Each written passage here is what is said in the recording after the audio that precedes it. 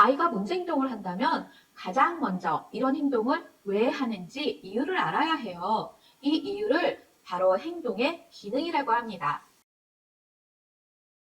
이 행동의 기능을 파악하는 가장 기본이 되는 도구가 있는데 이걸 ABC 관찰 기록이라고 해요. 여기서 ABC의 첫 번째 A는 안티세단, 선행사건을 말합니다. 문제 행동이 일어나기 바로 직전에 일어나는 상황을 말합니다.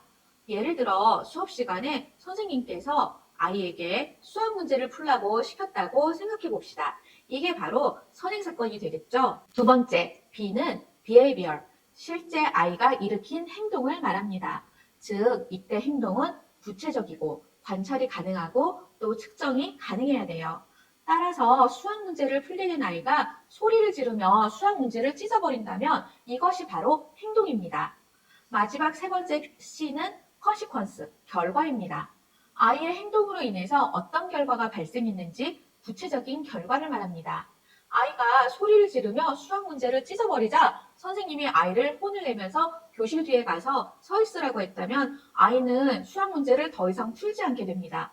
즉, 아이가 수학 문제를 풀지 않게 된 것이 바로 결과입니다. ABC는 우리 주변에서도 쉽게 발견할 수 있습니다. 일상에서 일어나는 모든 행동이 바로 ABC로 이루어져 있다고 해도 과언이 아닙니다. 어떤 행동이 일어났을 때 이 행동이 일어나기 전과 행동이 일어난 후가 반드시 존재하기 때문입니다. 이 ABC 분석을 통해서 아이의 문제 행동의 기능, 즉 이유를 찾아냅니다. 그러기 위해서 ABC 관찰 기록을 작성합니다. 이 기록은 하루 이틀만 쓰지 않고 최소 1에서 2주 이상은 꾸준히 써주셔야 돼요. 그래야 정확한 이유를 찾을 수가 있습니다. 물론 일상에서 이 ABC 기록을 한다는 것이 쉽지는 않습니다.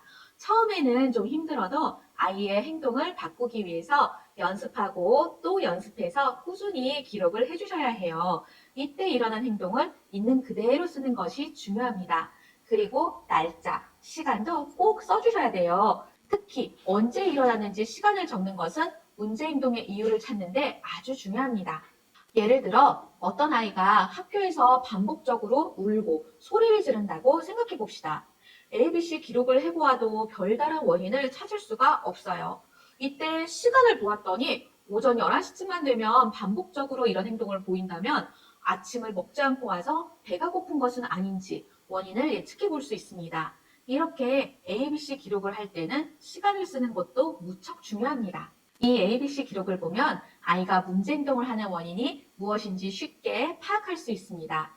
하지만 기록하지 않고서는 일상에서 무엇이 선행사건인지 판단하기 쉽지 않습니다.